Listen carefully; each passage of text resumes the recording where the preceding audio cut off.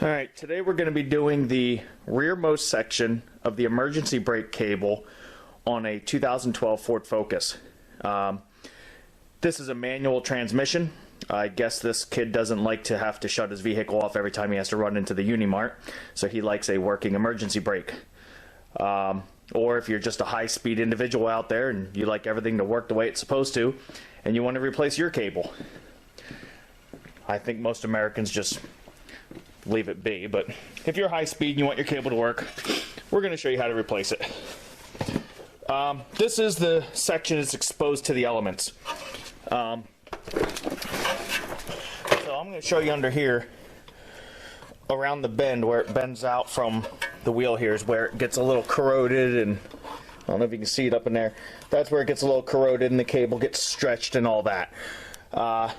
Now, there's 2.6 million Ford Focuses on the road, but yet somehow every part is special order. For you kids out there that don't remember, once upon a time, Daddy Ford used to have a whole box of parts laying around the warehouse for us to go down to the dealership and get it. Now everything has to be special ordered. So, go figure. FordPartsGiant.com. That's a good website. If you type in your vehicle, you can get the Ford part number, and then you can probably find these parts half the price online. It seems like most local auto parts stores do not carry these parts and can't get them. So you either have to go to the stealership or cross-reference the part number online and find a half price online. But again, you'll need the part number because a lot of websites don't show you pictures. So to get started, I have the vehicle jacked up. I jacked up the front to give me more room to work under here, but you can probably get away with just jacking up the back end. This is rear disc brakes. I just jacked it up right on, dare we call it it's not really an axle, it's just like a cross brace, but it's solid enough to lift up on and get this up in the air, pull the wheels off. So, your main weapons of choice here are going to be a 10mm with a 6-inch extension and an 8mm socket. So we can back up and show you what we're doing here. First thing we're going to do is, if you go underneath the car, you're going to have this black plastic cover. It's a Ford Focus. Of course it's going to be plastic. We have 1, 2, 3 10mm bolts holding this on. There you can see all 3 of them. So I'm going to pop off these bolts, and then I'm going to just pull down on this cover, and it's going to pop out. This one over here has a plastic clip up in there. It kind of holds it in place. So I'm just going to pull down and pop this off, and then we'll go from there. Okay, so those 3 nuts are out, and now I'm just going to pull down on this cover, and you can see there where I'm talking about. This has a clip that holds it on. Now here we have a much better picture of the cable here. We can see where the cable runs around to the wheel, and then it goes up here, and it runs into a splicer. To get to the splicer section, the other thing we have to do is, if you look up underneath here, you can see this cross member. 10mm bolt on each side. So I'm going to take off this little cross support. Okay, once that cross support's off, then we have this thick foil heat shield. I feel like there's a Thanksgiving joke to be made here, since we just passed Thanksgiving. But anyhow, follow this around. You're going to find 4 10mm little hollow cap nuts that hold that on. So I'm going to remove those 4. Again, just follow the heat shield, and you'll find all 4 of them that hold this on. So just pop those off.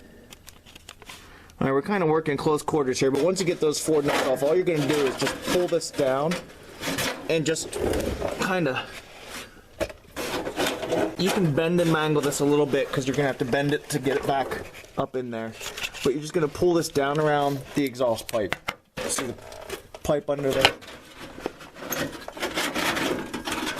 Just pull it off of the nuts, off of the studs there, and once the studs are off, this whole thing's just flopping around in here, and now we can just work it off. Alright, so here we have the back wheel. Here you can see the cable comes down. It's hard to get zoomed out here. You just follow the cable right around. We're going to take it off of where it's mounted there. That's 10mm.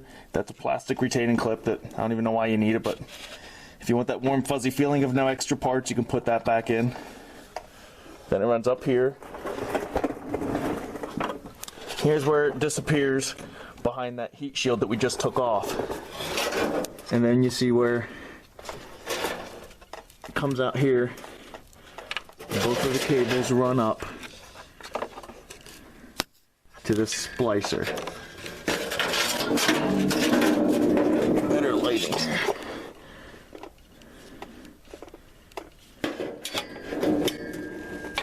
There you go. Now you can see it. That's where the two cables run up to that splicer, and then it goes into the, into the hump and into your center console. So these really are easy to get to once you remove this heat shield. It's not hard at all. This video might be horrible. I'm underneath a car. I don't have a lift, so there's not a lot of room to zoom out and show you from a distance. But again, once you get this heat shield off and that cross member, you'll see the cable easily. So again, right here, you'll see where it's mounted to the side here. 10 millimeter, and then just pop that plastic retainer off. All right, once those are off, you'll see this just lifts right up off there. And now we got it hanging. So now all I got to do is disconnect the cable at each end. So I'm going to show you how to get it off at the wheel end. And again, this is the bend where it's exposed to the elements. And you can see this is all cracked and starting to lose some of its strength. Okay, this is where the operation might get a little religious. You're probably going to mention Jesus' name a few times. But fear not, my friends, this is possible. It's kind of like your bicycle cable. We just got to pull this back and then pull this out from around there. I already did the other side. Let's see if I have the same kind of luck with this side. Let's take a pair of pliers in there, and you can see how you just grab a hold of the bracket and just twist it right back. Should give you more than enough room to work that cable out around, just like that. Pretty simple. And then on this side, where it passes through, there's no kind of retainer here. This will just pull straight out. That's all that is. Okay, so once we get the cable disconnected from over here, again, there's no tension on the other end, so that'll be easy. We just have to trace it, make sure it's not tied up anywhere else. Right here's your next spot. You have to take off this 4 millimeter screw, and then you'll notice this front section here, that little tab. You're going to squeeze that in. That moves. Squeeze it in and push this through. Show you what it looks like from underneath here. You can see right there where it's held in by the one screw and that tab. Okay, got the screw out. See if I can get a screwdriver in there.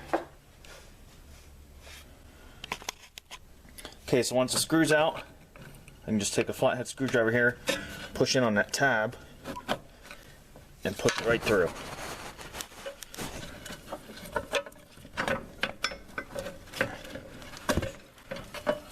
And now we're ready to go up to the next section. Now let me show you on the new cable here. It's a little tight under there, but you're going to see a couple different spots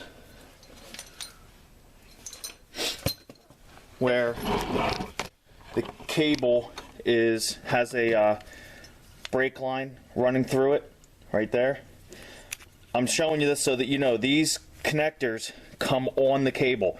These do not come off, so don't go prying on it with a flathead screwdriver thinking you're going to take it off. These just sit on studs. This just gets pressed right onto a stud that's on there, and that's what holds this. So all I got to do is just simply pop these off of the studs and work my way up to the other end of the cable and undo that. Okay, so right here's the bracket we undid. We're following this up. Following it, and right here's where you see where we have a brake line and all that going through this. So all I'm going to do is pop this brake line out of here.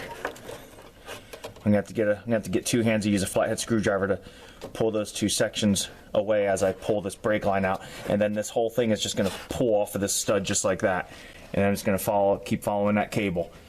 And I believe there's one more retainer just like this is going to come off the same way, and then it's just simply the other end of the brake cable, and that's it. So here to show you, I pop the cable off, and then this just pulled. You see the stud right there that held this on. Just put a flathead screwdriver right in there, and just pop this right off. And let's see if I can show you. Right there's the next one. Same thing.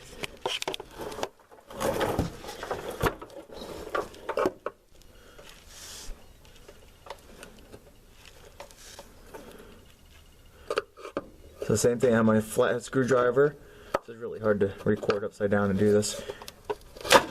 And I'm just gonna pop this off of that stud, just like that.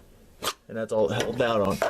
And now, follow this cable, and it's the white one. There is a white and a black. White goes to the passenger side, black goes the other. And then same thing, it goes to this splicer, this coupler here, which is all part of the assembly.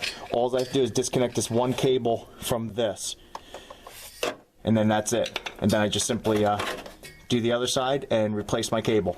So really not that hard of a job at all. Once you get your heat shields and dust covers out of the way. Now this is the wrong cable. I have to go back to the dealership and get out the sidewalk chalk and draw them a picture, because the days of hiring competent mechanics that know what they're doing are long gone.